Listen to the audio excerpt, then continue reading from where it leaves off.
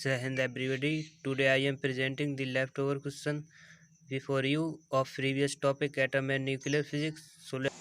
देखते हैं फ्रेंड्स 68। यदि प्रकाश का वेग वर्तमान वेग का 2/3 हो तो परमाणु विखंडन में मुक्त ऊर्जा किस गुणक से घट जाएगी। आइंस्टीन के रूल के अकॉर्डिंग E = mc², जहाँ E प्रोपोर्शनल होगा c², तो इसलिए 2/3 का होल वर्ग, तो ये हो जाएगा 4/9। ये 4/9 के गुणक से घट जाएगी। 69 में देखते हैं संलयन अभिक्रिया प्रारंभ होती है।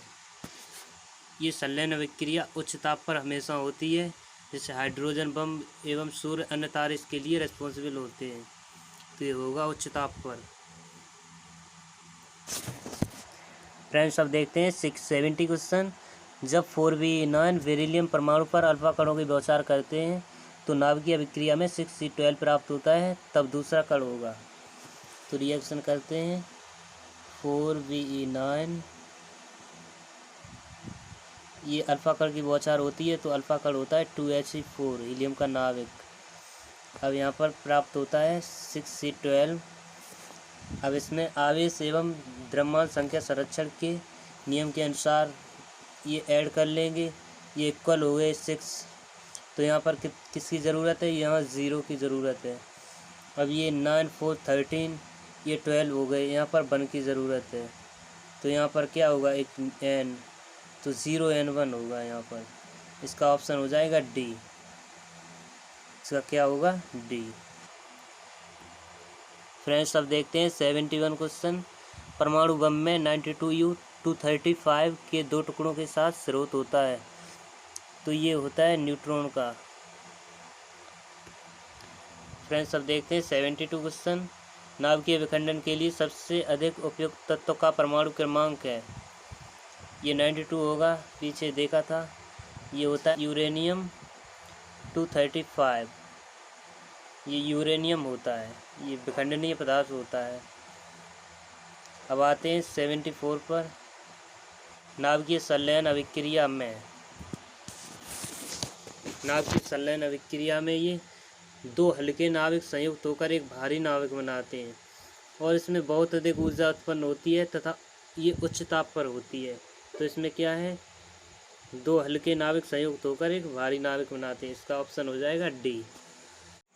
फ्रेंड्स 75 देखते हैं, इसमें क्या पूछा है। एक कार्यरत नाभिकीय रिएक्टर में कैडमियम की छड़ों का यूज़ है। तो हम देख लेते हैं नाभिकीय रिएक्टर होता क्या है। तो इसका मुख्य रूप से उपयोग ऊर्जा एवं विद्युत उत्पन्न करने में किया जाता है, और इसमें इसकी कार्यविधि देख लेते हैं। सबसे पहले फर्स्ट नंबर पर इसमें क्या होता है, इसमें कैडमियम और बोरोन की छड़ें लगी होती हैं जो न्यूट्रॉनों को अवशोषित करती हैं, और इसलिए इनका उपयोग श्रृंखला अभिक्रिया को नियंत्रित करने में होता है। तो यदि इसमें ये ना पूछा जाए कि न्यूट्रॉनों को अवशोषित करती हैं, यदि इसमें ये पूछ लिया जाए कि नियंत्रित अवशोषित की जगह नियंत्रित दे दिया जाए ऑप्शन में, तो नियंत्रण कर देना, ये अभिक्रिया को नियंत्रण करती हैं। का आंसर हो जाएगा सी, कुछ न्यूट्रॉन का अवशोषण करना। इसके कुछ पार्ट और देख लेते हैं, इंपॉर्टेंट हैं जो। इसमें होता है एक्टिव कोर, ये सक्रिय भाग बोलते हैं। तो इसमें विखंडनीय पदार्थ यानी रिएक्टर ईंधन को रखा जाता है। तो इसमें और ईंधन के रूप में इसमें ये 92 यूरेनियम, ये विस्फोटक होता है 235, एंड 94 प्लूटोनियम 239 यूज़ होते हैं। और इसमें एक मंदक होता है मॉडरेटर। इसमें मंदक का कार्य क्या करता है, न्यूट्रॉनों की गति को मंद करना है इसमें मंदक का कार्य, जिसके लिए भारी जल D2O एंड ग्रेफाइट यूज़ होता है, ग्रेफाइट। आते हैं फ्रेंड्स 76 पर। संलयन अभिक्रिया उच्च ताप पर होती है क्योंकि, तो इसका ऑप्शन होगा डी। नाभिकों के मध्य प्रतिकर्षण के विरुद्ध गतिज ऊर्जा पर्याप्त होती है। ये संलयन अभिक्रिया ये उच्च ताप पर होती है, और इसमें सूर्य और तारों की ऊर्जा ये होती है इसके लिए रेस्पॉन्सिबल। अब देखते हैं 77। नाभिकीय अभिक्रिया में संरक्षित रहता है, तो इसमें केवल द्रव्यमान, ये द्रव्यमान भी, केवल ऊर्जा भी, संवेग भी रहता है, इसलिए इसका आंसर हो जाएगा डी, उपरोक्त सभी। अब देखते हैं 78 क्वेश्चन। इसमें पूछा गया है हाइड्रोजन बम की क्रियाविधि निम्न में से किस पर आधारित है। तो ये हाइड्रोजन बम की क्रियाविधि है, ये ड्यूटोरियम, ये 1H2 एंड ट्राइटियम 1H3, इनके संलयन से कई रिएक्शनें होती हैं, तो इसी पर आधारित है। तो ये ड्यूटोरियम एवं ट्राइटियम के संलयन पर। अब आते हैं, ये इसका क्या हो जाएगा, ड्यूटोरियम एवं ट्राइटियम के संलयन पर, सी ऑप्शन। अब आते हैं 79। तो इसमें पूछा है सौर ऊर्जा का मुख्य स्रोत है। ये सौर ऊर्जा का मुख्य स्रोत क्या होता है, ये होता है संलयन अभिक्रिया, जो बहुत उच्च ताप पर होती है। अब आते हैं फ्रेंड्स, ये 82, ये पीछे 2-3 क्वेश्चन छूट गए, वो ज़्यादा इम्पोर्टेंट नहीं है। अब देखते हैं 82। 1945 में नागासाकी जापान में गिराए गए बम में विखंडनीय पदार्थ था। तो ये विखंडनीय पदार्थ इसमें प्लूटोनियम था। फ्रेंड्स देखते हैं 83 क्वेश्चन। मंदगामी न्यूट्रॉन या थर्मल न्यूट्रॉन उन्हें कहते हैं जो बहुत उच्च ताप पर होते हैं, बहुत अधिक गति वाले होते हैं, जिनकी गतिज ऊर्जा उनके चारों ओर अणुओं के सदृश रहती है, स्थिर है। तो इसका ऑप्शन सी हो जाएगा, जिनकी गतिज ऊर्जा उनके चारों ओर अणुओं के सदृश रहती है। तो इसमें क्या होता है, जब द्रुतगामी न्यूट्रॉन मंदक से पास होते हैं तो मंदक के अणुओं से टकराते हैं। उससे जब पास होंगे तो सिंपल सी बात टकराएंगे, तथा इसके परिणाम स्वरूप एक न्यूट्रॉन मंदक के अणुओं के साथ तापीय समूह में आ जाते हैं। तो इन न्यूट्रॉनों को तापीय इलेक्ट्रॉन कहते हैं, और इसीलिए इसकी गतिज ऊर्जा अणुओं के सदृश रहती है। फ्रेंड्स अब देखते हैं 85 क्वेश्चन। चंद्रमा के तल से 200 किलोमीटर की ऊंचाई पर एक नाभिकीय बम का विस्फोट किया जाता है, तो चंद्रमा पर विस्फोट की ध्वनि, तो ये विस्फोट दिखाई देने के बाद पूर्व सुनाई देगी, या उसी क्षण सुनाई देगी, या विस्फोट होने के बाद सुनाई देगी, या सुनाई ही नहीं देगी। तो चंद्रमा पर क्या होता है, जब विस्फोट होता है तो उसमें माध्यम की अनुपस्थिति होती है। तो माध्यम अनुपस्थित होने के कारण इसमें संचरण के लिए, जबकि ध्वनि के संचरण के लिए माध्यम की आवश्यकता होती है, और इसमें माध्यम है नहीं, तो इसलिए इसका आंसर सुनाई नहीं देगी, इसलिए इसका आंसर डी हो जाएगा। फ्रेंड्स अब देखते हैं 86 क्वेश्चन। इसमें पूछा है तेज न्यूट्रॉनों की गति को आसानी से धीमा किया जा सकता है। धीमा या तो उसका या मंदक के रूप में। तो मंदक के रूप में क्या किया जाता है, D2O का यूज़, जो भारी जल होता है। तो इसमें जल का कई ऑप्शन है, ये लेड शील्डिंग का, इसमें पानी से गुजार कर, ये हो जाएगा बी ऑप्शन, उन्हें पानी में से गुजार कर। फ्रेंड्स 87 देखते हैं। 931 मिलियन इलेक्ट्रॉन वोल्ट ऊर्जा के समतुल्य द्रव्यमान है। तो ये ई दिया गया है। अब आइंस्टीन की इक्वेशन लगाते हैं, E=mc²। तो यहाँ m निकालेंगे, m हो जाएगा E/c², जहाँ e की वैल्यू होती है, e की वैल्यू निकालेंगे इससे। 931 इंटू 1 मिलियन होता है 10⁻⁶, और एक इलेक्ट्रॉन वोल्ट होता है 1.6 इंटू 10⁻⁻⁹। ये इसे चेंज करने के लिए इतना करना पड़ा।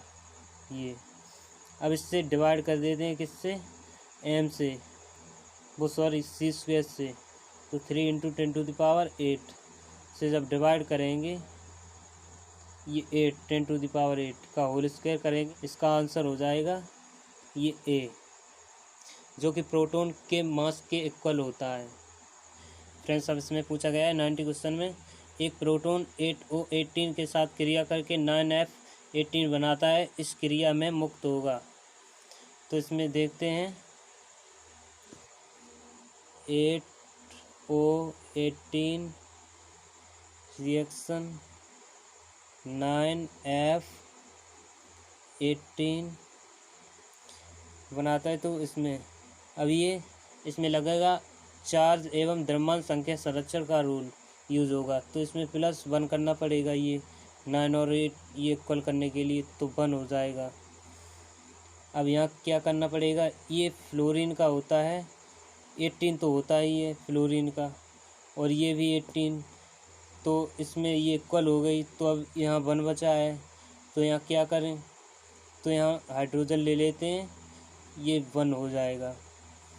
अब यहाँ पर क्या करें, ये ज़ीरो ले लेते हैं तो नीचे इक्वल हो जाएगा, यहाँ n और यहाँ 1, तो ऊपर का भी इक्वल नीचे का भी इक्वल, तो ये रिएक्शन होगी। तो इसमें क्या मुक्त होगा, 1 0 एंड 1। इसमें ऑप्शन फिर से भी देखेंगे, ये मुक्त होगा। चलिए फ्रेंड्स 92 देखते हैं। नाभिकीय अभिक्रिया 92 uranium 238 arrow Z thorium A+2He4 में A और Z के मान हैं। तो हम इसमें लगाते हैं आवेश एवं द्रव्यमान संख्या संरक्षण का रूल। तो इसमें क्या होता है, ये नीचे की संख्या सारी ऐड होके इक्वल हो जाती हैं और ऊपर की भी ऐसे ही। तो 92 इज इक्वल टू Z+2, तो यहाँ Z इज इक्वल टू हो गया 90। अब देखते हैं ऊपर वाली 238 -4 इज इक्वल टू हो गया A, तो ये हो गया 234। तो इसका ऑप्शन क्या हो जाएगा, B, A is equal to 234 और Z is equal to 90 sorry, ये B हो गया। फ्रेंड्स अब देखते हैं 94, इसमें पूछा है श्रृंखला अभिक्रिया जारी रहती है, अधिक द्रव्यमान स्थिति के कारण, अधिक ऊर्जा के कारण, विखंडन में अधिक न्यूट्रॉनों के उत्पन्न होने के कारण, उपरोक्त में से कोई नहीं। तो ये विखंडन में अधिक न्यूट्रॉन के उत्पन्न होने के कारण होती है, इसका ऑप्शन C होगा। क्योंकि न्यूट्रॉनों के उत्पन्न होने के कारण नाभिकीय विखंडन की श्रृंखला स्थापित हो जाती है एवं यह तब तक जारी रहती है जब तक कि संपूर्ण स्रोत पदार्थ समाप्त न हो जाए। अतः इसका विखंडन में अधिक न्यूट्रॉनों के उत्पन्न के कारण होती है। फ्रेंड्स अब देखते हैं 96, इसमें पूछा है नाभिकीय संलयन का उदाहरण है।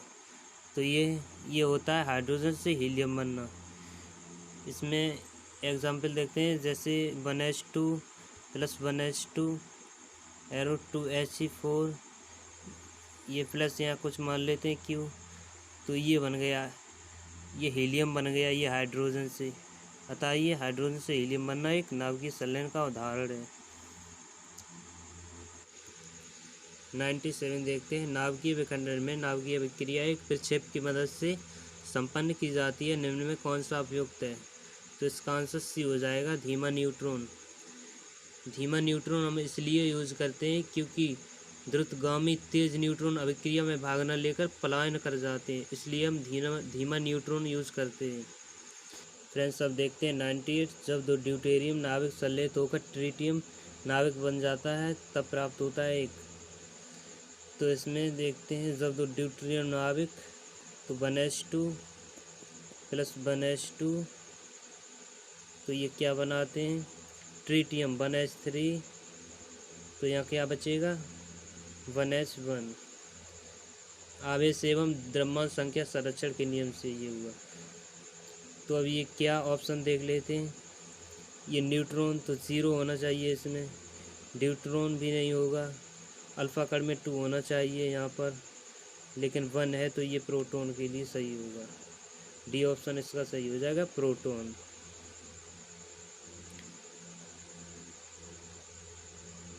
अब देखते हैं 99 क्वेश्चन, भारत के पहले नाभिकीय रिएक्टर का नाम है। तो भारत के पहले नाभिकीय रिएक्टर का नाम अप्सरा है। फ्रेंड्स अब देखते हैं 100 क्वेश्चन, एक ताप नाभिकीय अभिक्रिया में 1 ग्राम हाइड्रोजन 0.993 ग्राम हीलियम में बदलता है, तब इसकी मुक्त ऊर्जा होगी। तो इसमें हम डेल्टा एम निकाल लेते हैं, delta M is equal to 1 - 0.